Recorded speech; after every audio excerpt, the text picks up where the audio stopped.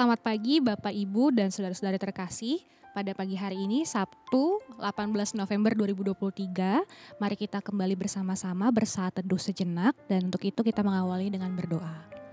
Tuhan yang maha baik, di dalam kehidupan kami bersyukur untuk setiap anugerah penyertaan Tuhan yang senantiasa melingkupi kami hingga istirahat malam hari kami. Tuhan, Engkau boleh sertai sehingga pagi hari ini kami boleh bangun kembali dan kami boleh menghirup nafas kehidupan yang masih Tuhan izinkan di dalam diri kami.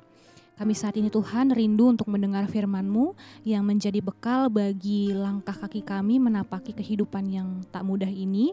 Biarlah Roh Kudus-Mu yang berkuasa di dalam waktu kami saat ini, di dalam hati dan pikiran kami juga, agar setiap firman yang boleh kami renungkan saat ini dapat juga kami lakukan dalam hidup kami sehari-hari. Di dalam Tuhan kami Yesus Kristus kami berdoa, amin. Bapak Ibu yang terkasih di dalam Tuhan, pada pagi hari ini tema kita adalah jangan jadi rumah kosong. Bacaan Alkitab kita diambil dari Matius pasal yang ke-12 ayat 43 sampai dengan 45, dan saya akan membacakan khususnya di ayat yang ke-44. Lalu ia berkata, "Aku akan kembali ke rumah yang telah kutinggalkan itu." Maka pergilah ia dan mendapati rumah itu kosong, bersih, tersapu dan rapi teratur. Bapak Ibu sekalian, kita sering mendengar bahwa ada banyak pencuri yang masuk pada saat kondisi rumah kosong atau tidak berpenghuni. Mengapa?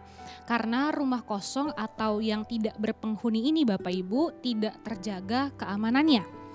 Oleh sebab itu rumah kosong selalu menjadi tempat yang menarik atau incaran bagi orang-orang jahat untuk memasukinya. Biasanya mereka akan merusak bagian rumah agar bisa dimasuki secara paksa sehingga dapat meneruskan tindak kejahatan yang akan mereka lakukan. Teks Alkitab kita hari ini menyatakan bahwa hati manusia bagaikan sebuah rumah Bapak Ibu. Setiap orang yang menerima Yesus sebagai Tuhan, hatinya digambarkan seperti rumah yang bersih, tersapu, dan rapi teratur.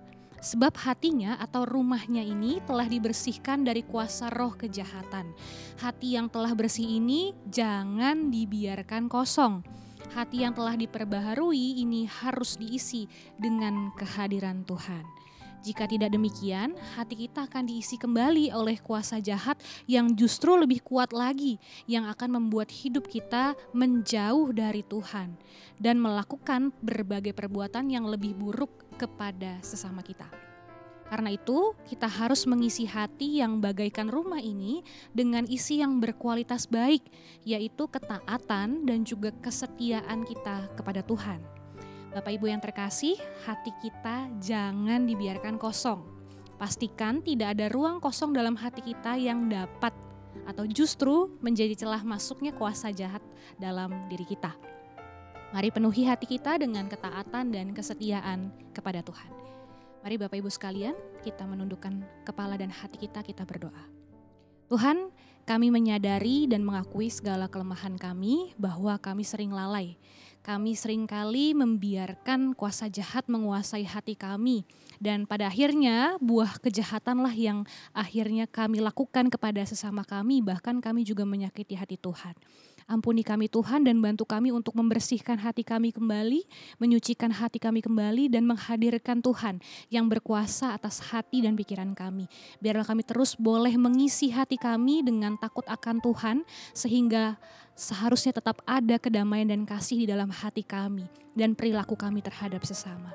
Kami bersyukur Engkau boleh senantiasa menyertai kehidupan kami di dalam segala kelemahan kami, dan kami percaya juga Tuhan aktivitas yang akan kami jalankan pada hari ini Engkau boleh menyertai dan memberkati agar setiap hal yang kami jalankan boleh menjadi berkat bagi diri kami juga orang-orang di sekitar kami. Kami berdoa Tuhan hanya di dalam nama Tuhan kami Yesus Kristus. Amin. Selamat pagi Bapak Ibu sekalian, selamat menjalankan aktivitas kita pada hari ini. Tuhan memberkati kita. Amin.